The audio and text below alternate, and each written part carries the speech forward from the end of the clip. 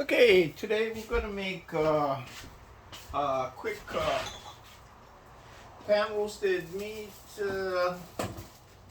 using the chuck roast. I'm gonna try and do it under 20 minutes for those that don't have time to make. Okay, so what I have is I have a chuck steak, okay, and this is the eye, poor man's ribeye, okay, and usually this side we use that for stir fry, so you thin slice it. But anyway, I'm looking for this one, and so I already have a piece cut out, okay, and so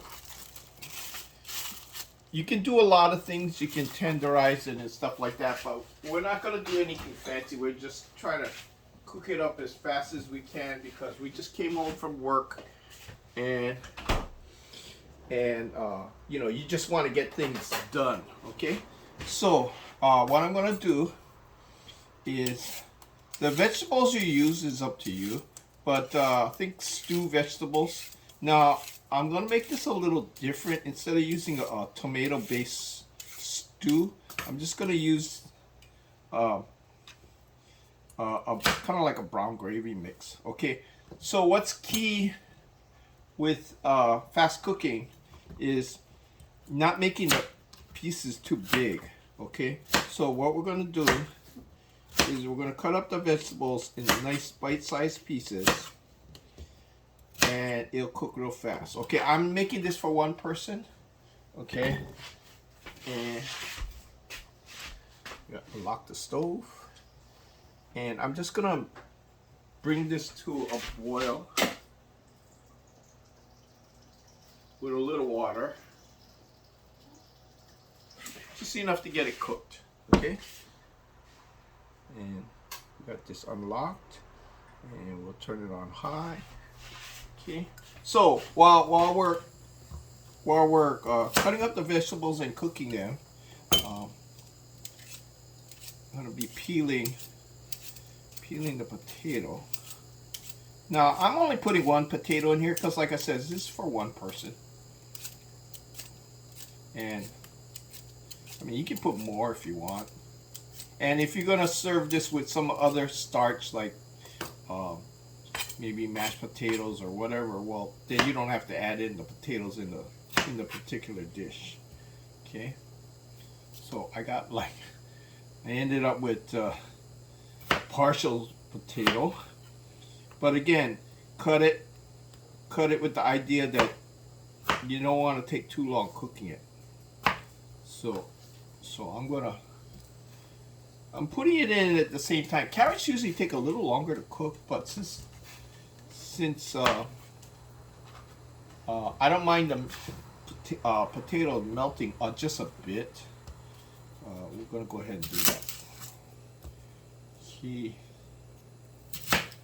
I myself like a lot of onion, but I'm just gonna put in, since I'm not eating this dish, one of the adults in the family is eating it. I'm just gonna put in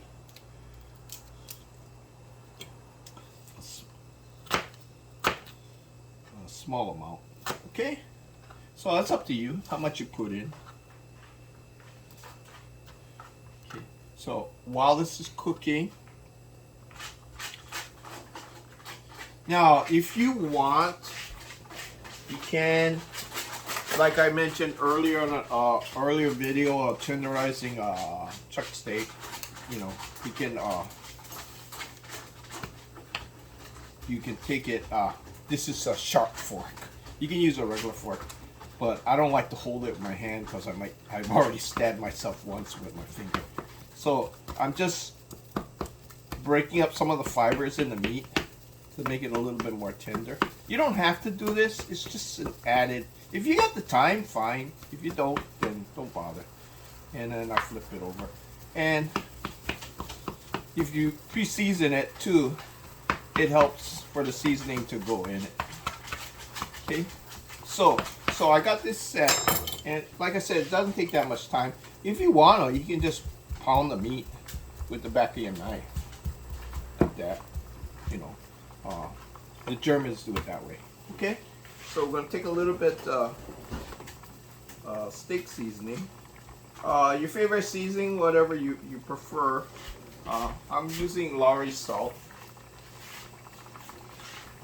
But like I said, you can use any seasoning you want. Okay, do both sides. How heavy is up to you. I find that when you're cooking the steak, a lot of times the seasoning just comes off. So, yeah, but you can always add more seasoning. Okay. Now notice we didn't put any oil in this because we're just boiling the vegetables. And then, okay, as you can see, I'm already ready with the meat. Now we're gonna make brown gravy.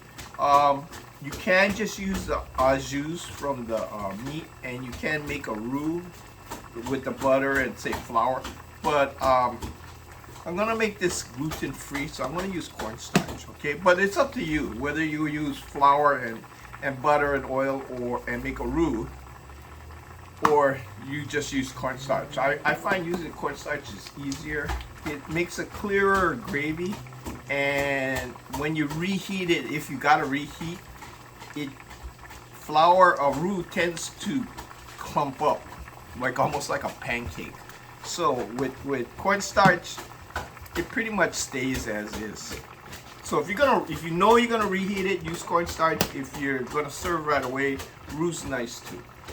Okay, with flour. Okay, unless you're gluten, you're on a gluten restriction. Okay.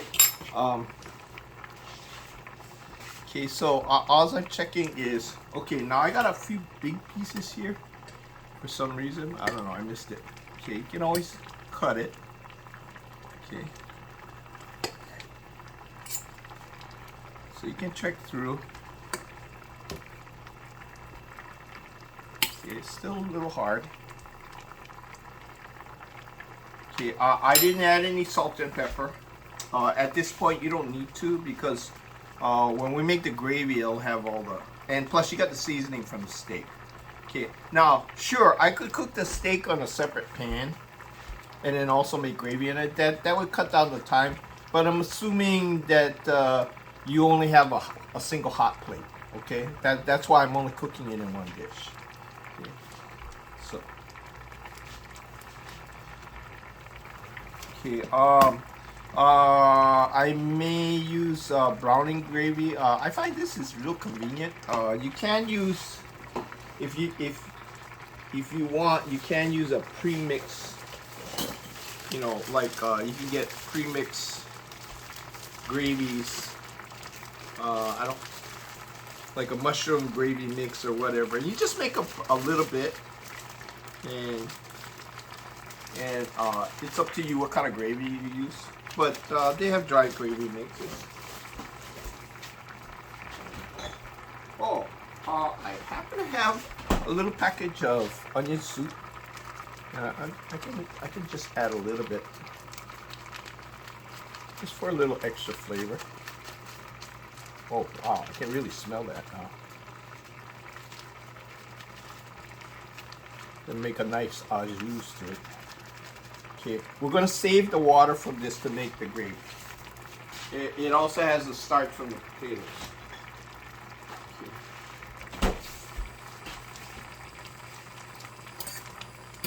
Okay, gee, another big piece.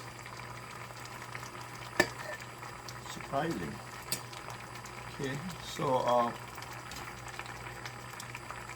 yeah, they're just about cooked. Wait, let me check the carrot. Carrot's a little hard, so we're still cooking. Okay.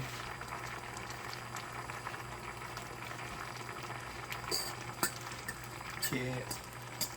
Again, you can add other flavors. I avoided tomatoes and tomato sauce, which would be more of a stew.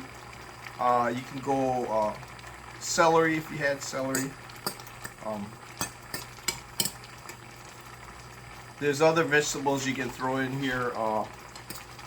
If you use bell peppers, it does change the flavor because the peppers, the bell pepper has a distinct flavor.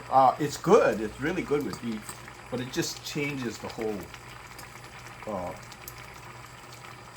the whole dish. Okay, but yeah, I like peppers, so they're good.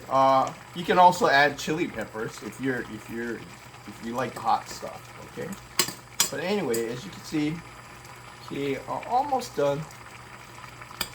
So that one's cooked. And let's see, here's a big piece. Okay, see, that's what we're looking for, where it just broke. Okay, so the potatoes are cooked. Carrots are getting there. It's enough to, it's not breaking, but it is soft enough to eat. Not mushy. So none of this is mushy. Okay, so you see the water's going down. What I'm gonna do is, I'm gonna put this in a typical slurry dish that we use here.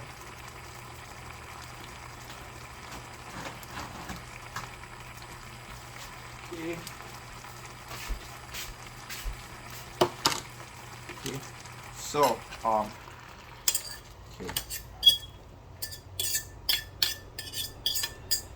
Now, if you got a microwave, you can also, while you're cooking the steak, you can also throw this in the microwave to continue heating. Okay, so got this hot. Add a little bit of oil. What oil you use is up to you.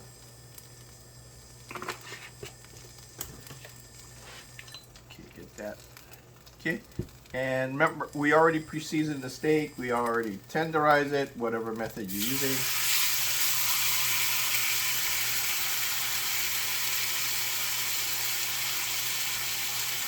Okay, I'm going to get this ready. I'm going to take a little bit of water.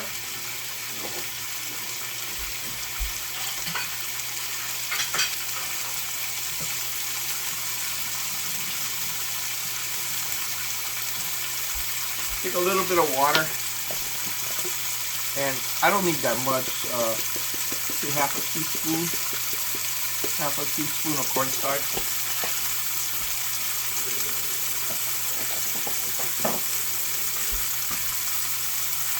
Stir this up. Okay. I seen in other videos the best way to cook a pan-fried steak is to not mess with it. Once you put it on, you just let it cook, and I'm turning it down a little bit. The person that's going to eat this, he likes his on the medium level, so it'll cook a little longer. And then just when you see for that person, just when you start seeing blood come through, then you flip it. Now, like I said, this has already been seasoned. I'm getting a lot of smoke, so I'm going to turn down the heat just a bit.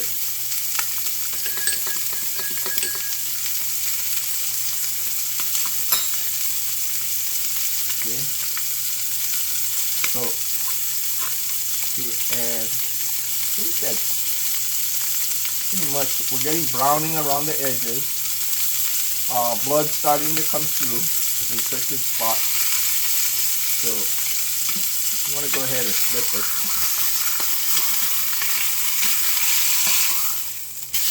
Oh yeah. Okay. When you get bowing like this, you can cut some of the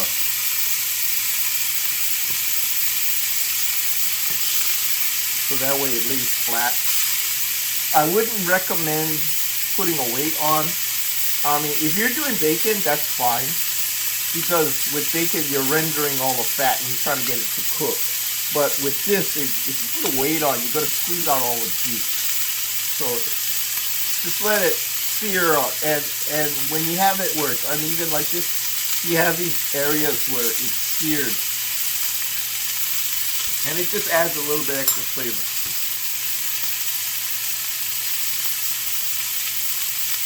I'm going to get a piece of butter.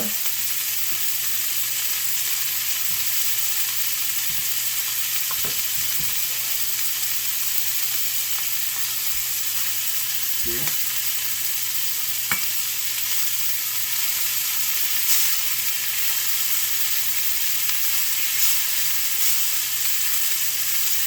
This adds more flavor to the fat. Of course, it adds more fat to this, but you know, hey, it's steak. Okay. Away.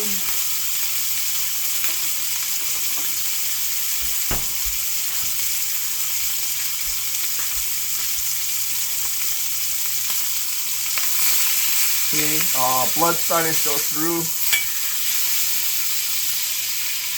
Okay, as you can see, the pan's turning nice and dark. We have all this juices on the bottom. Let me rinse off the raw meat out there.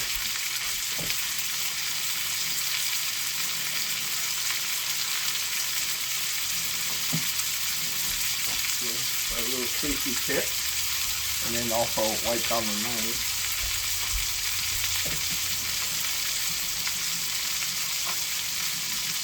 Beef is not too bad, but chicken I would definitely wash everything down with the chicken. Okay, so you have a nice color. Okay.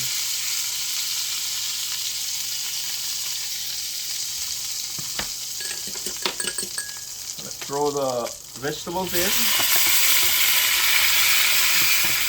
and that will. You can see the gravy. You see the bottom is letting all that flavor from the meat up. You see it. I don't even need this. I don't even. You can see it's turned brown already. Okay, that's actually better than what I expected. So we're gonna add a little cornstarch, just a tiny bit, just to thicken it up. So as you can see, it got thick real fast. If it's too thick, add a little bit water, but that's good enough.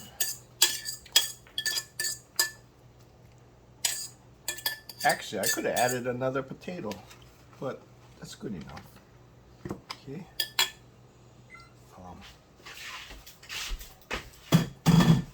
So we're gonna get our steak here.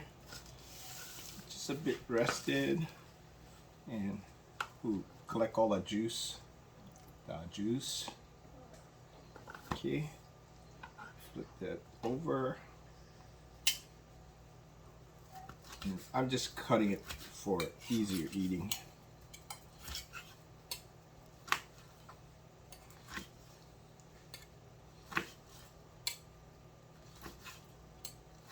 So as you can see, it's pretty much medium. I'm gonna steal this piece here. Well, I probably could use a smaller serving dish.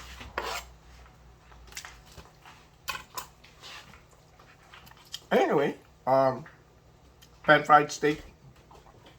Oh, and here he is. Okay. Here he is, right here. Pan-fried steak. And let me real quick. Okay. Thank you.